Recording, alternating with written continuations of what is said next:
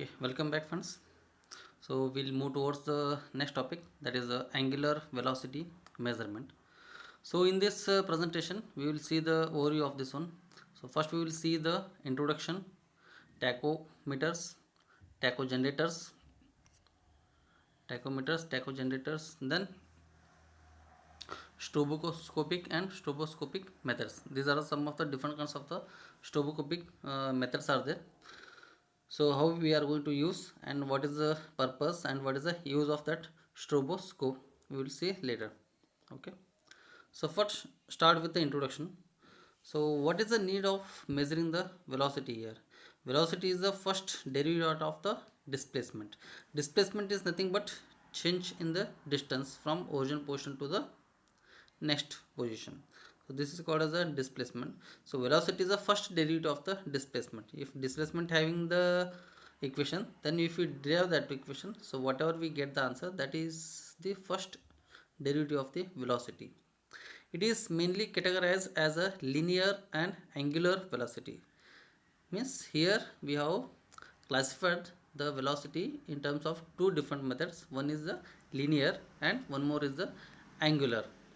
So there are various methods here to measure linear velocity, as they are very less complicated, and we will learn the methods of measuring angular velocity in different work environments using appropriate tachometers. Means during the atmospheric condition, environmental condition also, so we can select the tachometers or tachogenerators to measure the angular velocities. Okay, so what is the need and what is the use of measure the angular velocity?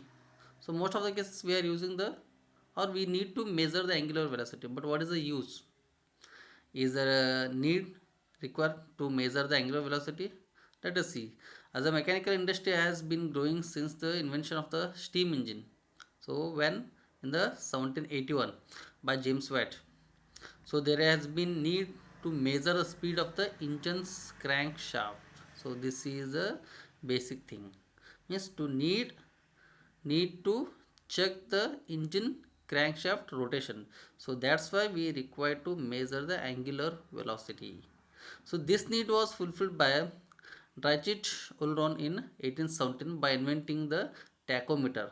So up to that, since 1840, it is significantly used for the angular velocity measurement till date.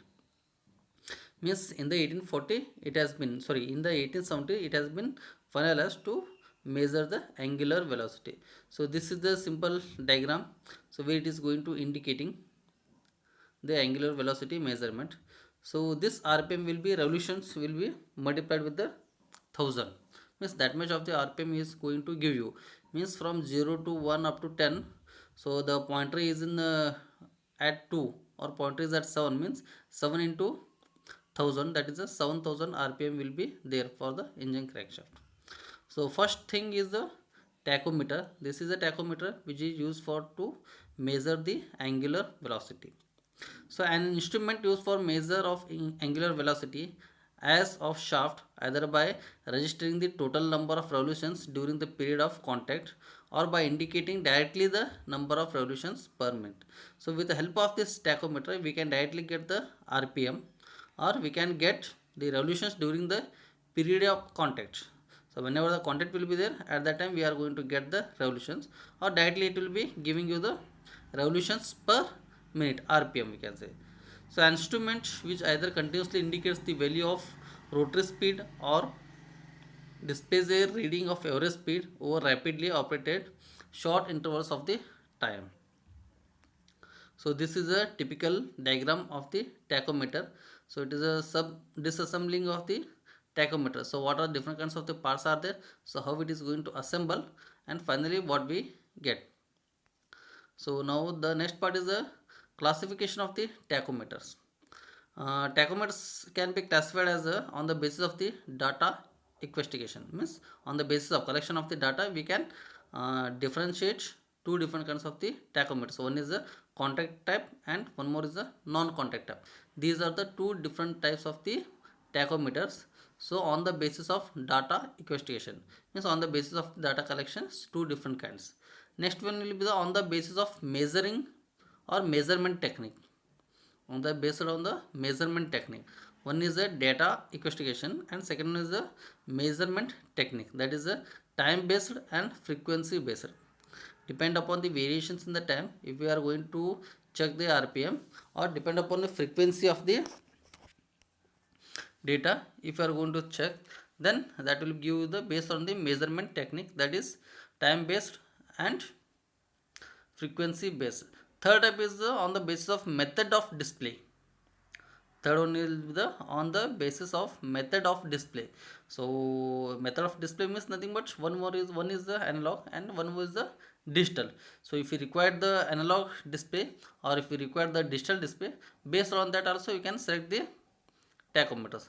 Finally, on the basis of working principle, on the basis of the working principle, so here two major things will be there. One is the electrical part and one more is the mechanical. Purely on the basis of mechanical, that is also we can use to measure the angular velocity, or by using the electrical power, using the sensors we can also check the angular velocity. Okay, so next part will be the types of tachometers. So on the basis of the mechanical and on the basis of the electrical, two different kinds. So on the basis of the mechanical, we have the revolution counter and the timer, this is one type. Then tachospace, this is a different types on the basis of mechanical. So whereas in the electrical tachometers we have the drag cup and commuted capacitor. Drag cup and commuted capacitor, these are the two different kinds in the electrical measurement system, and two are from the mechanical measurement of tachometer system. So let us see first on the electrical tachometers. So electrical tachometers mainly depend upon a electrical signal generated in proportion to the rotational speed of the shaft. Depending upon the type of transducer used, there is a variety of different designs. So this will be totally depend upon the transducers and what type of the transducer is there. So on the basis of that it is going to work. So first one will be the drag cup tachometer. So let us see the construction of this one. So here in this one drag cup, so let us see the construction. So drag cup tachometer basically consists of stator and the rotor condition. Stator is the stationary part and rotor is the rotational part. So the stator has the two windings mounted at 90 degree to each other, known as the reference winding and quadrature winding. Stator will be the fixed and it is not going to move, and two different windings are there for the stator, and that will be situated with the 90 degree angle. Okay, a low reluctance path is provided by the ferromagnetic core. So in between we are having the ferromagnetic core, and here at this end we are having the reference winding and the quadrature winding. In between the surrounding thing is called as a drag cup rotor. So that drag cup rotor is going to move, and at the center of this one we are having the shaft. So that shaft is fixed, that shaft is connected with the drag cup rotor, and beyond that one we are having the two different windings, one is the quadrature and one more is the reference winding. Okay, so let us see in the next diagram. So rotor will be the rotating part and stator will be the stationary part, and in the stationary part we are having the coils mounted on each other, so that will be based on the 90 degree each, and at the rotor part it will be connected with the shaft. So as we slide the rotor part in the stationary conditions, so as magnetic flow will be started, so due to that one the rotor part will be start rotation. So here let us construct will be there. Rotor is made up of a thin aluminum cylinder which is called as a drag cup. As I already told you, the rotor is highly conducting and acts as a short circuited secondary winding. So primary windings are in the stationary part and secondary windings will be in the rotor part, and AC voltage will be applied to the AC winding while the output is taken from the quadrature winding. So in the quadrature winding and in the reference winding, so in the two different kinds of winding we are taking the output from the quadrature winding. Okay, so here this is same diagram as I told you. So the working procedure of this one, the driving shaft rotates the permanent magnet, and this induces eddy current in a drag cup held closely to the magnet.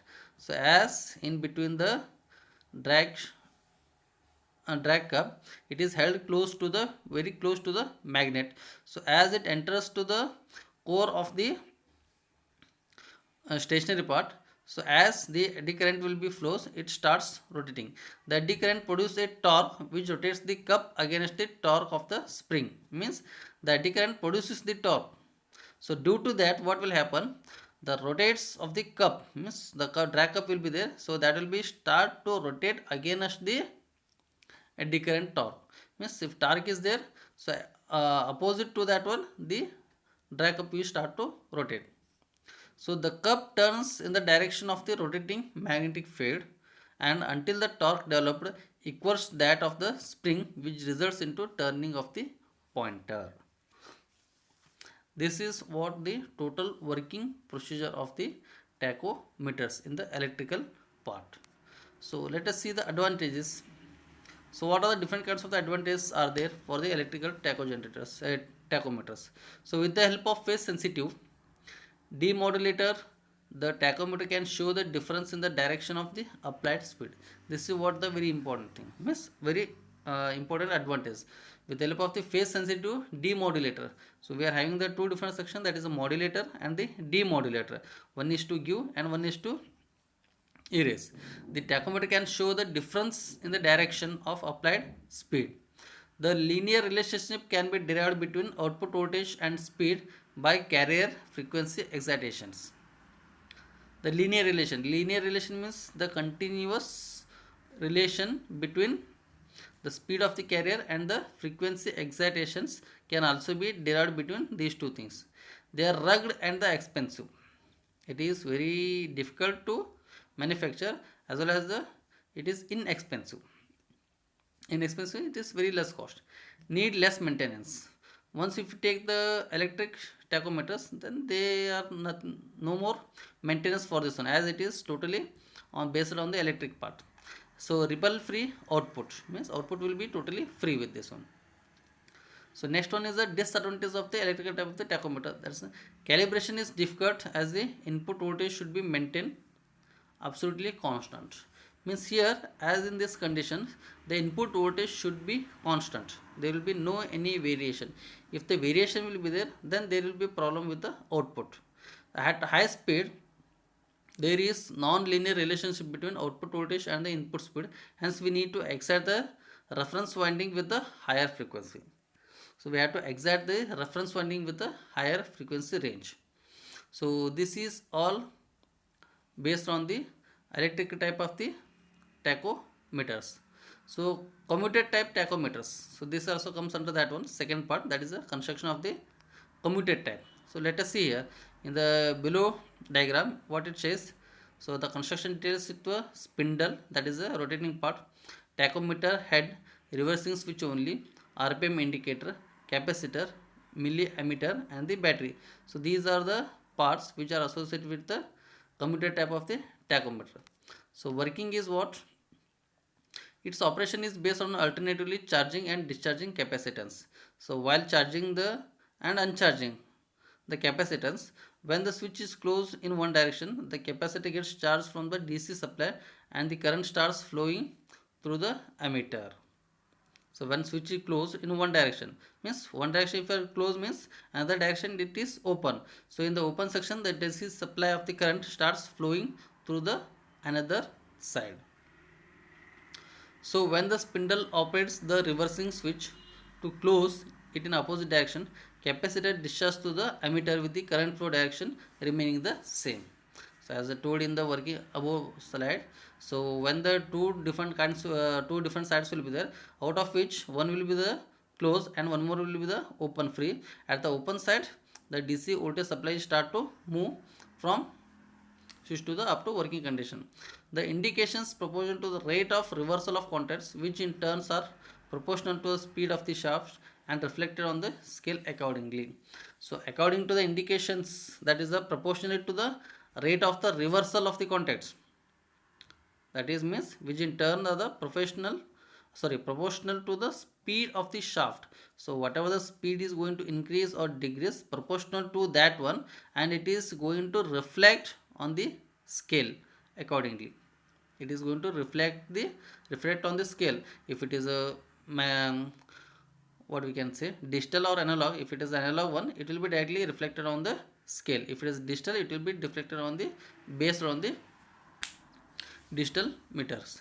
So this is the part which we can undergo, that is for the electrical part of the tachometers. Okay, so the next part, tachogenerators, we will see in the next part. Okay, thank you.